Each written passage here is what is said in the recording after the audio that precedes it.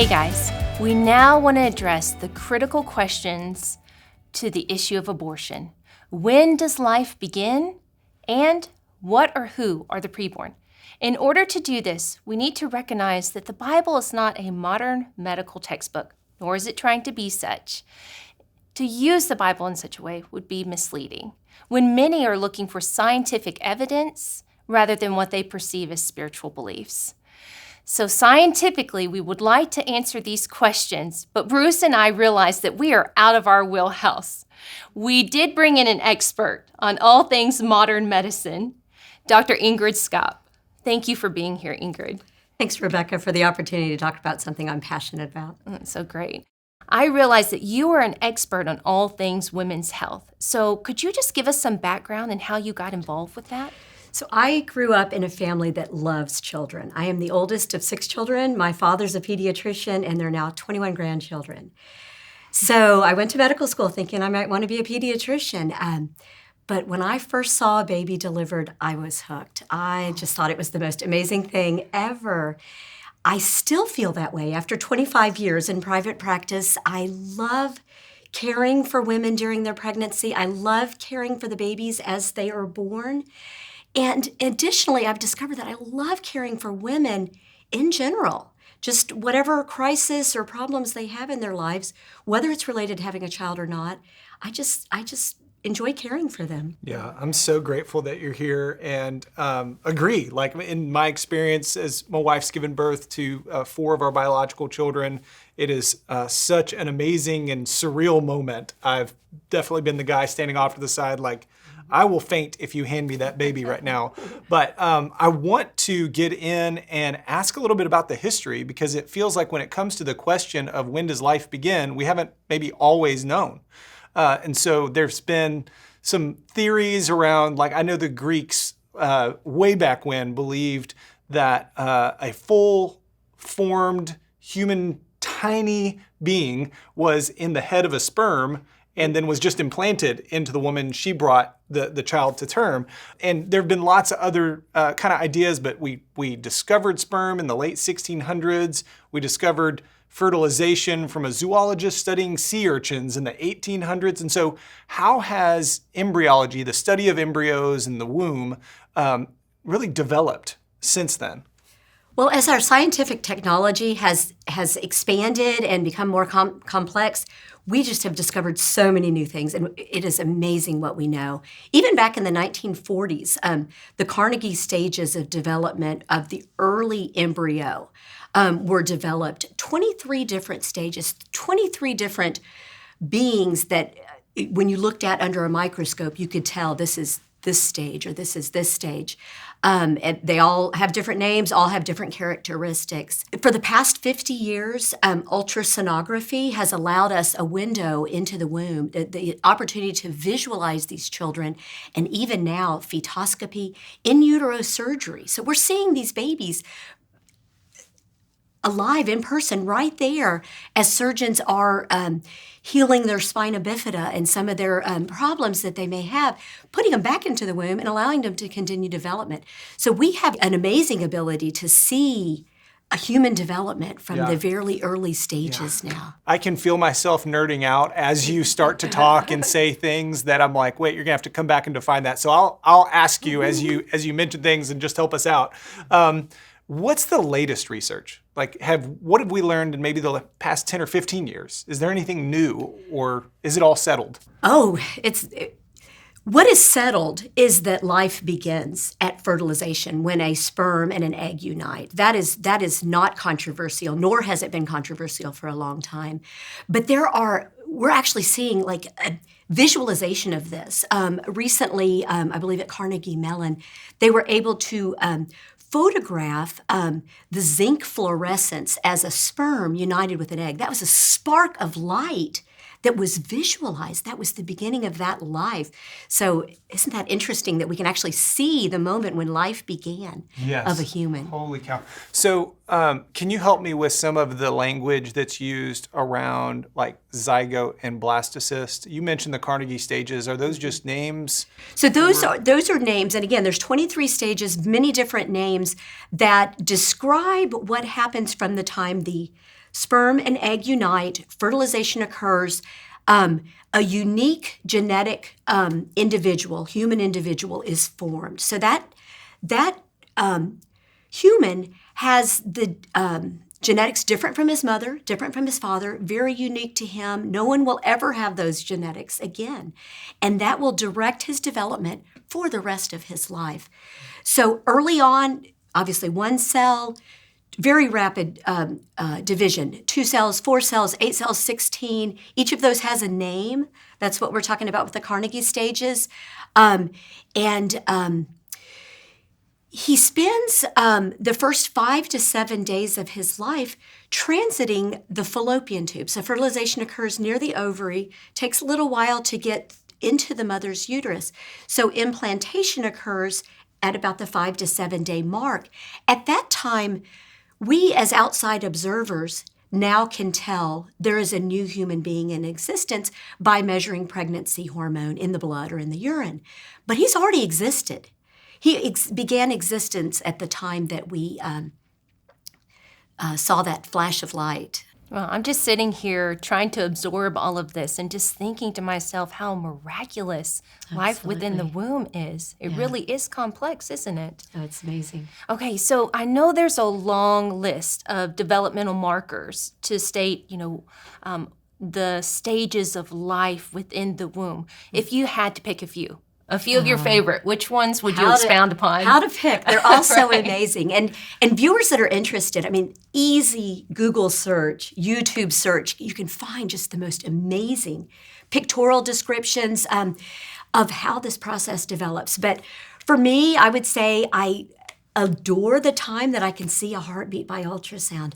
And that occurs very early, much earlier than most people think. About 3 weeks after that individual has begun existence, there is a tube that becomes the heart. Blood cells are created that are already going through that tube, and there is already an electrical impulse creating a heartbeat. And we can see that by ultrasound. So we see that very early when I see my patients for usually their first prenatal visit. About a month, within a week or so, the neurologic tract begins to develop. And so within a month, we can see movement of the fetus. A few short weeks later, we can see the baby sucking his thumb in utero. And very shortly after that, within another week or two, we can tell whether he's going to be right-handed or left-handed, depending on which thumb he prefers to suck. Wow. So all of that happens, honestly, in the period of time that we call embryo, the first 2 months of that individual's life. When he becomes a fetus, then at that point, all of his organs are there. They're just developing and maturing for the rest of the pregnancy. It is amazing to think about.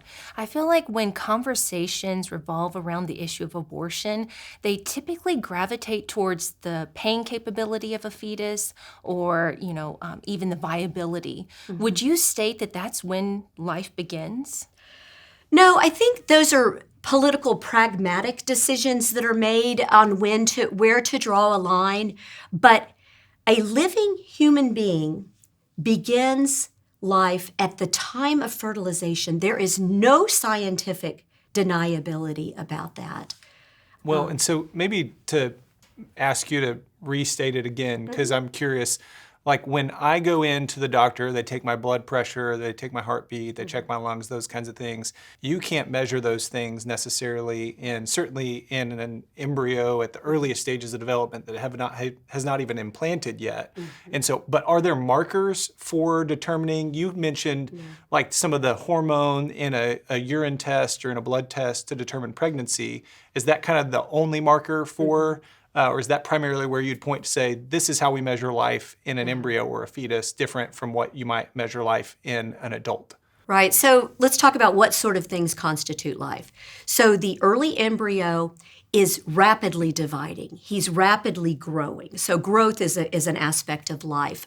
He has a metabolism. He's generating, he's using energy, and he generates waste products even then. He has a hormonal communication with his mother. These are all things that are generated by the fetus that are outgoing.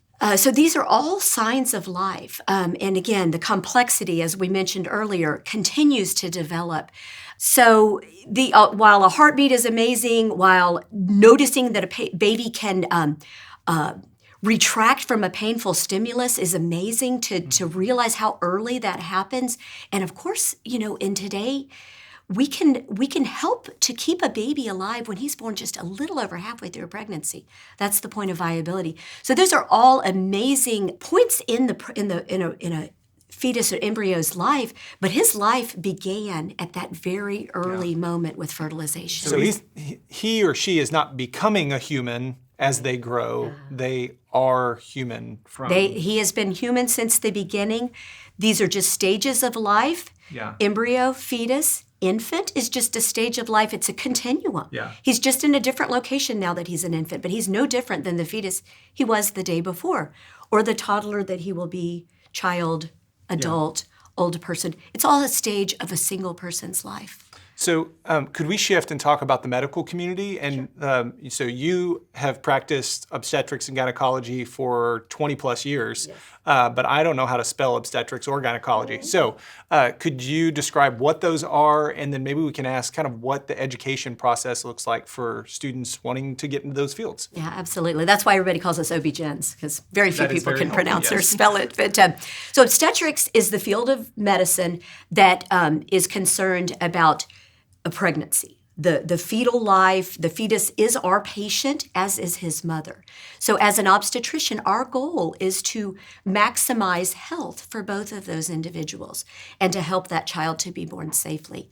Gynecology, more broadly, is the field of medicine that cares for a woman's reproductive organs. Okay. And it can encompass from very early, when a young woman gets her first period, through childbirth, through dysfunctions, and even into the menopausal range where the ovaries never level were. So then are students wanting to become OB-GYNs or all medical students taught about embryology, and what are they taught about abortion? Yeah, well, embryology is covered in a first-year medical school class. So what I've discussed, and much more details, obviously, than we've had a chance to discuss, every doctor, every medical student learns at the very beginning. There's no controversy about that. Unfortunately, what happens, just because all of us are humans, we're not merely our job, but we bring in biases, we bring in preconceptions. And in medicine, there are many people who bring in, I would say, sort of a social engineering concerns to the practice of medicine. And these are generally the OB-GYNs that will advocate for abortion as something that they see that perhaps women might benefit from. When you say social engineering, are you referring to like Down syndrome or other fetal abnormalities, things like that? And that's why they might? I would say that there's two pressures. One is the pressure to deliver a perfect child. So we can, through non-invasive prenatal testing, detect children who may have problems. And so that is a population that is targeted for abortion. Secondly, and this really goes back to the time of Margaret Sanger and some of the early eugenicists, that there are some who feel that there are populations of women who should not be having children. The poor, perhaps some minorities. And so there is pressure on those populations as well to end the lives of their children through abortion. Wow. Yeah. Well, thank you so much, Dr. Ingrid. I feel like that you helped us dive into a subject that maybe we only partially understood. So we're better equipped to have conversations because of you being here. So thank you so much. Thank you.